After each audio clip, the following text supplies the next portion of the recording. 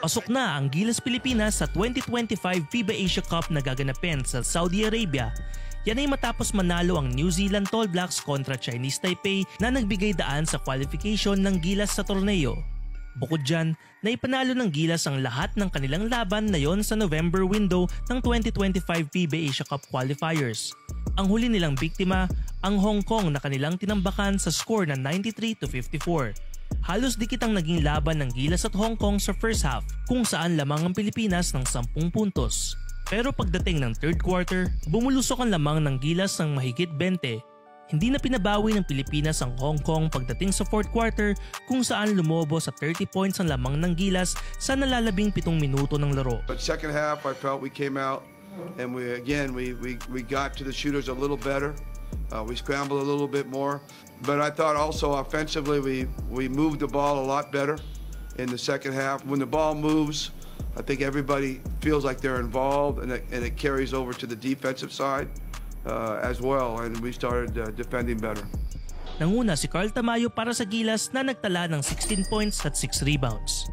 Si Kai Soto na malaki ang naging ambag sa kanilang panalo kontra New Zealand ay muling nagmamaw sa ilalim at nakakuha ng 12 points at 15 rebounds.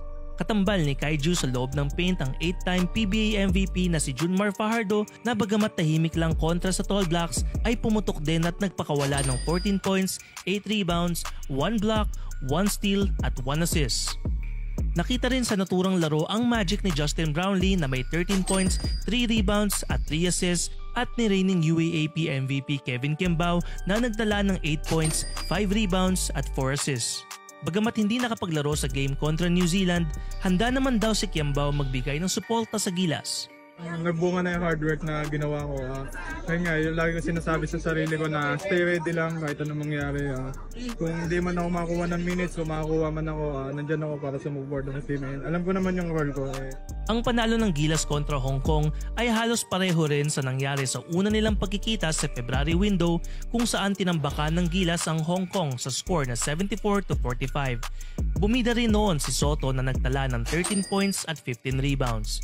Sa susunod na window ng FIBA Asia Cup qualifiers sa Pebrero, muling lalaban ng Gilas Pilipinas at makakaharap ang Chinese Taipei sa unang laban at isa pang rematch kontra New Zealand. Bagamat no bearing na ang mga laro ng Gilas Pilipinas sa susunod na window, tiyak magpapakitang Gilas pa sila bilang paghahanda sa 2025 FIBA Asia Cup. Anong prediction nyo sa magiging performance ng Gilas Pilipinas sa 2025 FIBA Asia Cup? Let us know in the comments below.